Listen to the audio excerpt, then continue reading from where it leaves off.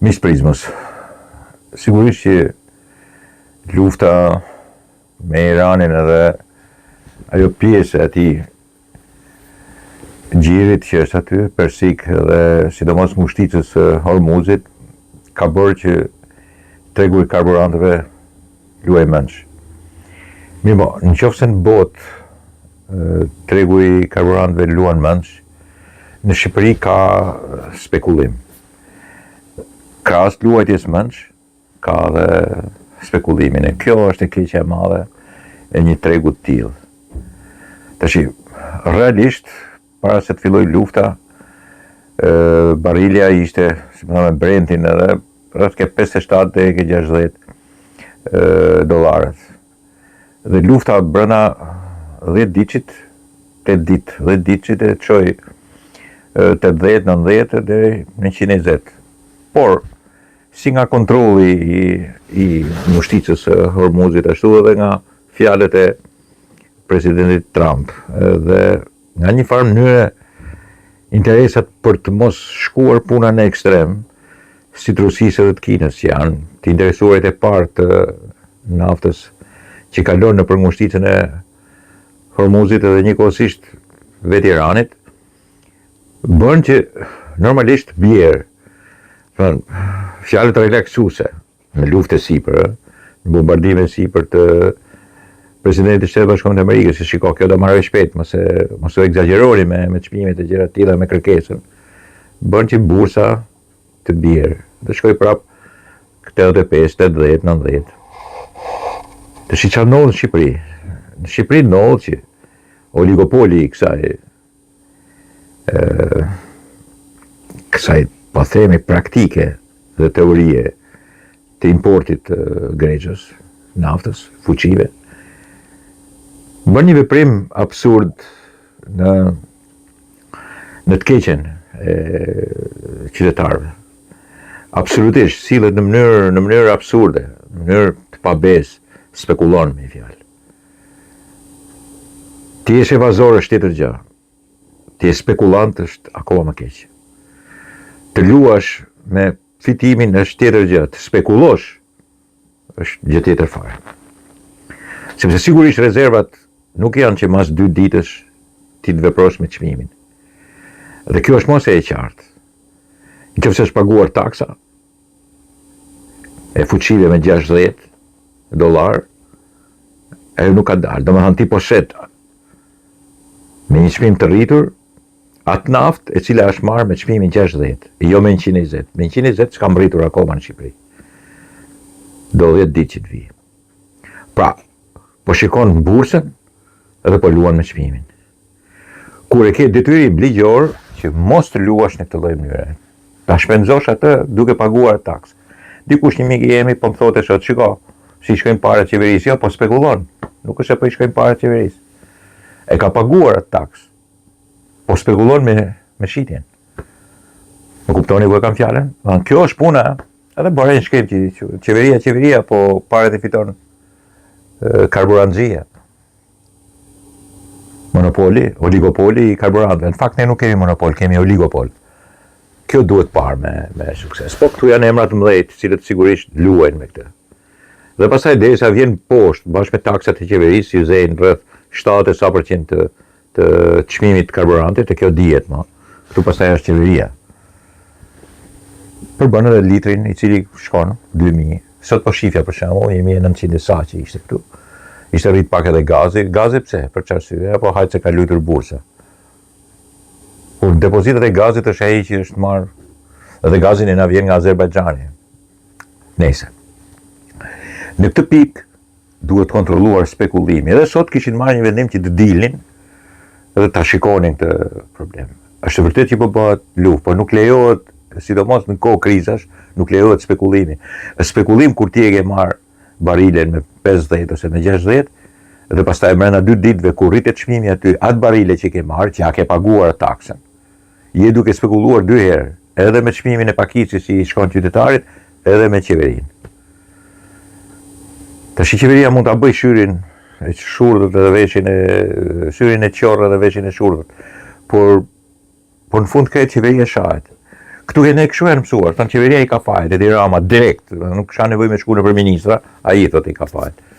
Ndërkohë që detyra e qeverisë, instrumentave që ka ajo në të mbajtjes në kontroll, e sidomos të kontrollit për mi monopolet dhe oligopolet, duhet patjetër të luftojë në këtë lloj drejtimi për të mos ngarkuar xhepat e konsumatorit shqiptar. Po shikoja po lexoja të Elenën Kocaçi, e cila thotë shkoni kudo, merrni nëpër fshinjët tuaj lidhjen e karburantit se nuk e meritojnë këta. Nëse thotë më dal shpirti edhe flitet në këtë lloj mënyre. Gati edhe unë ashtu them, nisu merr të malzi. Edhe aty do të rritet çmimi, më siguri do të rritet çmimi sepse në kushtet e luftës nuk e di ajo kujtohet me Ukrainën. Qeveria vuri kontrollin me çmimin në tavan. Edhe në moment e bëri këtë punë. Sepse nuk do të lejonte spekullimin e madh. Donte që të mbante, dhe nuk e bëri keq. Unë isha dakord, pavarësisht se si tek qysh. Por vendosi një rregull që nuk ishte shumë pyetje për të përmbajtur spekullimin për këtë punë po bëhej. Dhe tash ndoshta është e domosdoshme ta bëjmë nëse kjo luftë vazhdon edhe 20 ditë tjera, dhe ditë tjera. Ne nuk e dim politikisht ta përcaktojmë. Ato i dinë strategët në Washington dhe nuk e di se ku tjetër, në Tel Aviv ndoshta. Nuk e di vetë, derisa t'i japin fund një regjimi që zorë se merr fund sepse nuk merr fund me bombardime, thjesht i shkatërrohet ushtria. Por se ndrohet si regjim, ai është regjim ideologjik, teokratik. Nuk është një regjim i cili bie në tokë kaçollaj. Ata edhe armatimin që e kanë, sigurisht e kanë edhe kundra atyre jashtë, por edhe kundra atyre brenda.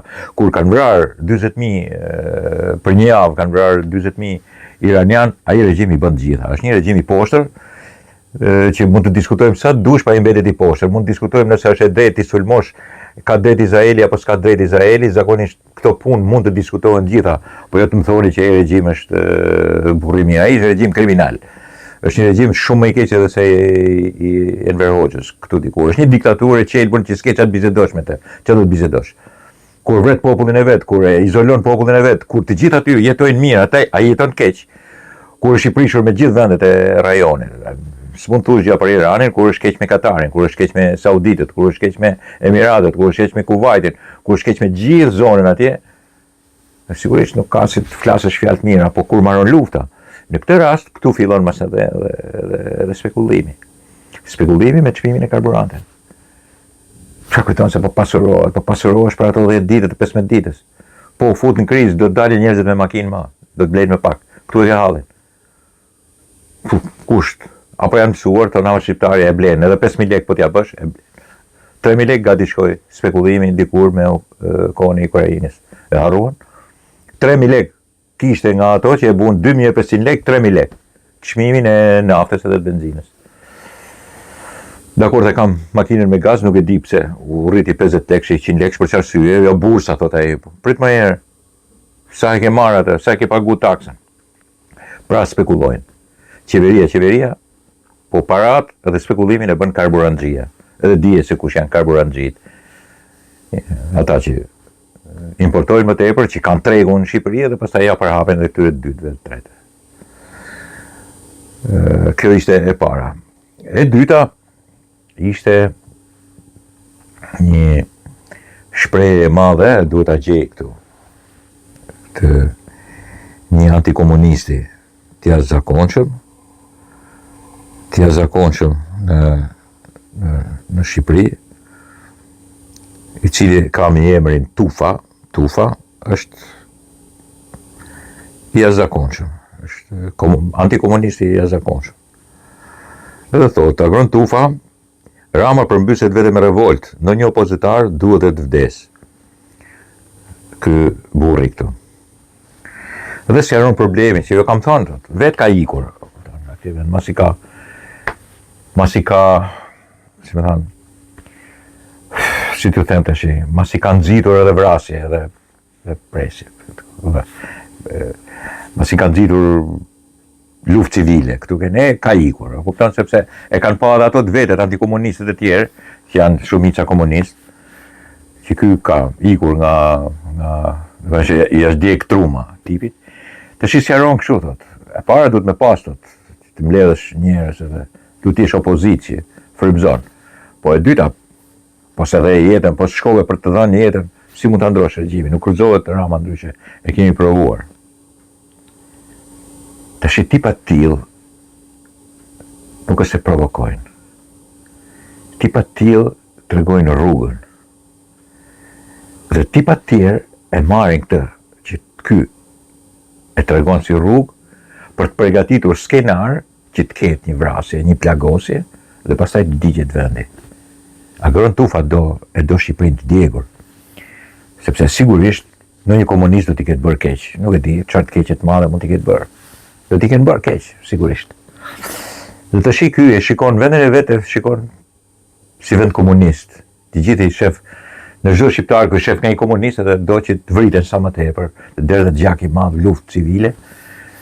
Jo se do fitoj ky, se e di që s'ka për të fituar kur të gjithë jetën e tij, idiot, deliram si puna e tij nuk kanë përfituar, në Shqipëri s'kan fituar kur. Po ky do gjak, do që të kënaqet nga ajo vrima ku është mshehur, ky do që ta shofi duke u djegur Shqipërinë. Ky kur shef Berishën me ura zjarre në dorë që janë duke djegur gjëra, thotë mos më hidhe më në turp, më diq më sa të mundesh Tiranën, veri flakën Tiranës. Më kësohet dhe pastaj ndërron vdekje, vrasje, revolucione, shqiptarë që vdesin, sepse është tipi i tillë. Ky është tipi e antikomunistit, gati i njësuar me Sali Berishën dhe komunistë tjerë në shërbim të sigurimit të shtetit, njerëz të hurit e të litarit, që këtë vende duan në zjarr edhe në flak. Kështu e do dhe Agron Tufa. Prandaj kërkon patjetër vdekje. Edhe skenar të tjerë janë që të përgatisin vdekjen e një njeriu dhe pastaj siç bën me Azem Hajdarin, me arkivonin e tij, t'i vënë zjarrin Shqipërisë ose të bëjnë një gru shtetit edhe gjëra të tilla. Agron Tufa edhe elementet e tillë të Partisë Demokratike që i ka mbetur Sali Berishës.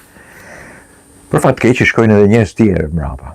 Ky vet nuk i shkon mbrapa, kuj se ky është futur në vrim të hales, ku diun se nga dreqin është, por a marrë i gjithë ditën televizor, pret me ankth kur po jo digjet Shqipëria dhe shqiptarët kur po vdesin. Atëherë ja realizohet plotësisht ëndra e tij për antikomunisti në Shqipëri. Dakor, miqtë mi, kjo është një nga pikat shumë interesante që desha. E fundit është protesta e këtyre të Riollit që pretendojnë tokën Rioll ke Spakut, gjuajnë me vezë dhe Spakun. Dhe ke gjuajnë me vezë Spakun e Sali Berishës. Atë Spak i cili sigurisht Sali Berishën e mban aty, megjithëse është një vrasës, kot i sillet. Bashkë me Fatmir Mediun, edhe që fut sa më tepër socialista në burg, i manë në para burgime, i çon me akuza giganteske, pastaj përfundojnë me akuza shpërdorim detyre të tip Spakut. Sepse këta pretendojnë që kanë dokumenta palë për ati shpellës. Dhe gjujnë edhe Spakun me kur. Mirë po, nuk e din mirë që Spaku i shërben Sali Berishës edhe Partisë Demokratike. Është seksion, një pjesë e madhe e Spakut aty, është seksion i Partisë Demokratike të sotme, jo të dikurshme, po të sotmes. Seksioni Zenit e Argitës bashkë familjen Berisha. Punojnë për to. Ju kanë bërë një akuzë se patjetër do t'i mbajnë pak prej frerësh, se përndryshe do konsideroheshin jo seksion, por partia e vërtet demokratike. Për të mos qenë partia e vërtet demokratike, sepse sigurisht është akuza e shtetit, prokuroria është akuza e shtetit, edhe mos me thanë që ne jemi në pushtet, se ata në pushtet, praktikisht është pushteti gjyqësor, kështu është bashkë me prokurorinë, GKK-ja dhe prokuroria në pushteti gjyqësor. Për të mos thënë që jemi në pushtet, bëjnë punën e opozitës, por duke mos qenë opozit politike, duke qenë opozit gjyqësore. Dhe o burra ta demulojmë atë që është në pushtet sot, që mundësisht bëhet gati me ardhë ky, ose nesër dalim ne nga kjo dhe formojmë politikën e spakistave, si me thanë. Dhe këta të Riollit shkojnë edhe janë kohën aty e gjujnë edhe me vezë. Sepse si duket dikush i ka porositur. Këto gjujnë me vezë edhe Spakun, që duket sikur është realisht, po bën anti-shtetin, po bën anti-pushtetin këtu ke ne, po bën anti-Ramën edhe gjëra të tilla.